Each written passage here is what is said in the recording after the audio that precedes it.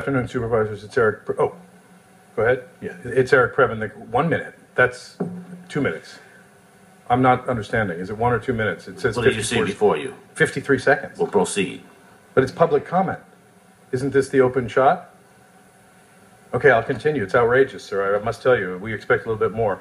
The question about jail rotations, I would like to help the Board of Supervisors here because the sheriff administered a bit of confusion there. There seemed to be some, first of all, it's an implemented item, number 6.8, according to everybody.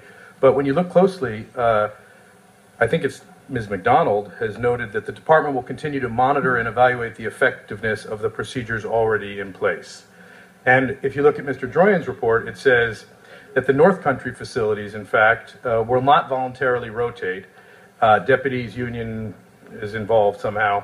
And that the custody managers believe that they should continue to evaluate the effectiveness. And they basically are not bringing in new, fresh eyeballs to these places where the clicks are not happening. I must tell you, that is not inspiring a great deal of confidence that we're accepting that, Ms. McDonald's nice presentation aside.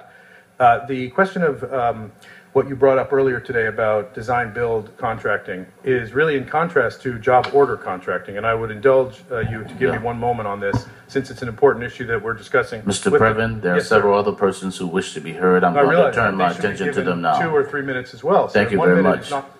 Thank you very much, Mr. Johnson. Yes, my name is Oscar.